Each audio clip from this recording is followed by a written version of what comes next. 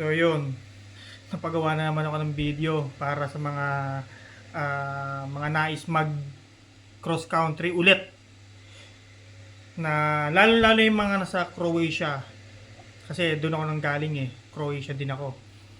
So sa mga nasa Croatia, yung mga nagbabalak tumawid ng ibang part ng Europe, although pwede naman, pero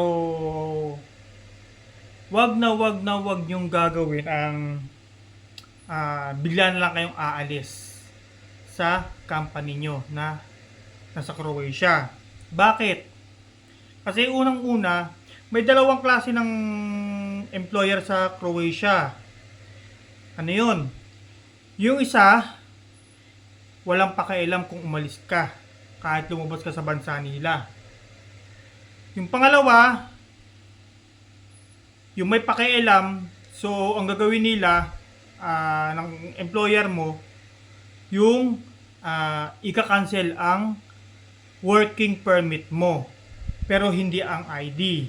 So ang ID naman kasi, andyan na yan, hawak mo na yan, meron naman dyan kung hanggang kailan ang expiration. Kahit i-cancel yan, hindi naman expired yung ID mo, okay pa yan pang travel, punta kayo sa ibang part ng Schengen country.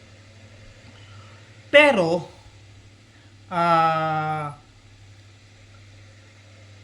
once na umalis ka sa bansang Croatia, nag-cross country ka, bigla kang umalis, hindi ka nagpaalam, or nagpaalam ka man kaso nga lang biglaan kang umalis na hindi pa tapos yung reindeer ng palugit sa iyo bago umalis. Pag yung kinancel nila ng employer mo, pagdating mo dun sa bansang pupunta mo, halimbawa, lumipat ka ng Germany. Lumipat ka ng Germany. Bigla ka umalis sa Croatia, lumipat ka ng Germany. Kasi nga, meron ka ng bagong employer doon. Ngayon, ang sabi ng employer mo, pumunta ka na dito ko ipaprocess yung papel mo. Meron ganun, okay yun.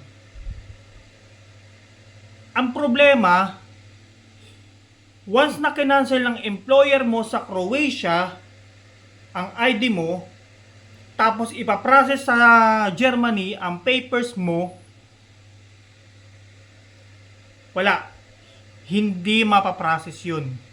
Bakit? Kasi makikita sa system na cancel na ang ID mo. Ganun po yun. Okay? Ganun po yun. Marami akong kakilalang ganun. Marami. Yung iba nakatagpo ng employer sa France, tapos pagdating sa France, nung ipaprocess na, hindi maiprocess. Bakit? Kasi nga cancel na ang permit nila na magtrabaho. Yun. So pero pwede pa rin siya pang travel, yung ID na yon. Ngayon, pangalawa, sa mga nasa Croatia na gustong lumipat ng panibagong employer dun din sa Croatia, at ayaw ng former employer mo na bitawan ka, pero ayaw mo na, ang punta nyo ay sa pulis. Ngayon, ang pulis, sasabihin sa inyo ng pulis, sasabihin sa pulis, gusto ko na mag-resign sa trabaho ko dahil, di ba, yun yung sasabihin nyo gusto ko nang umalis sa trabaho ko pero ayaw ko payagan ng employer ko kahit na may lilipatan ako. Ngayon, ang sagot ng sasabihin sa iyo ng pulis diyan, may lilipatan ka na ba? Pag sinabi mong oo, kukontakin nila yung bagong employer mo. Ngayon, pag kinonfirm ng bagong employer mo yung na kukunin kanila, so ang gagawin ng pulis, tatawag na mo yung pulis sa former employer mo. Tapos tatawagan nila yon, sasabihin nila, bakit ayaw mong ayaw yung bitawan ng ang taon to, gusto na mag-resign. Kasi tayo mga Pilipino or mga ibang foreign worker dyan sa Croatia, may may rights tayo na lumipat sa ibang employer. Kahit hindi pa tapos ang kontrata natin dyan, okay lang yon. Okay lang yon. Ngayon, sasabihin sa'yo ang gagawin ng police, tatawagan yung former employer mo, tapos, sasabihin nila, ganon, ang gagawin nila, yung police na mismo ang mag-cancel ng working permit mo doon sa employer mo. So, pwede ka nang lumipat doon sa panibagong employer mo. Ganun po ang kalakaran sa paglipat ng employer to sa ibang ng company sa iba pang company. Kung gusto niyo lumipat. Ganon. Ito pa. Sa mga ano kasi, tayo mga Pilipino kasi, 'di ba?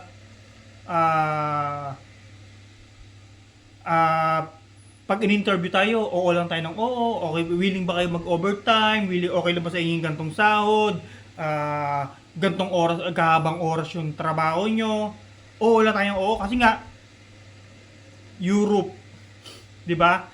Mindset, hindi, yung mga naisip natin kasi pag Pilipino, talaga pag sinabing Europe, Europe, money, di ba? Malaki sahod, gano'n.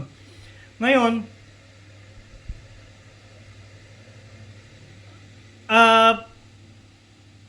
medyo sablay tayo doon sa ganong mindset. So, para gusto nyong lumaki ang sahod nyo sa Croatia, ganitong kalakaran dyan. Pero ewan ko lang sa mga talagang malalaking company.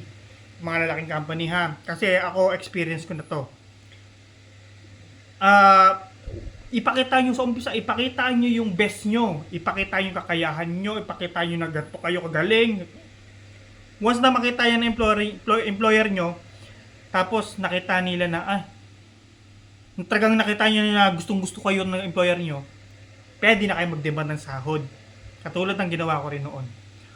1 week pa lang ako noon sa Croatia. Pinakita ko yung best ko. Ngayon, syempre, sabi ko, isip ko, tinanggap ko to. Hindi ako pwede magreklamo sa employer ko. So, ang ginawa ko, nagkunwari ako magre-resign. Nalilipat ako, maghanap ng mas malaking sahod. Alam ko naman na nagustuhan na yung trabaho ko. So, tinanong niya ako kung anong gusto ko. Sabi ko, mas malaking sahod. Magkano ang gusto mo? Yun na agad. So, nagpadagdag ako. Siyempre, kung mapadagdag lang din, taasan nyo na. Yung talagang mataas na. Para tumawad man siya, hindi ganun, kuha mo pa rin yung gusto mong sahod. So ganun ang kalakaran. Hindi pala kalakaran, technique sa mga gusto magpataas ng sahod. So, yun. Ngayon sa mga nasa Croatia din na gustong mag-apply dito sa Finland, ito, yan yung agency. Legit yan. Ngayong summer, ngayong mag-fall na, kumukuha na sila ng mga tao. So, andyan yung nag-hire na sila para sa mga para sa mga worker na ihanda nila ngayong November, i-deploy yan para dito sa Finland kasi winter season, doon nila ilalagay. So, yun po. So, yung sa mga nagbabalak po mag-apply ng gusto ng Finland, yan po. Ito. Yan, si Easy. Okay na okay yan. Yan po ang agency ko ngayon. So, yun lang po. Sana po nakatulong sa inyo sa mga gustong, sa mga hindi pa nakakaalam ng paraan kung paano mag-cross country ulit or magpataas ng sahod or lumipat ng panibagong company. Yan po. Sana makatulong. God bless po sa inyo.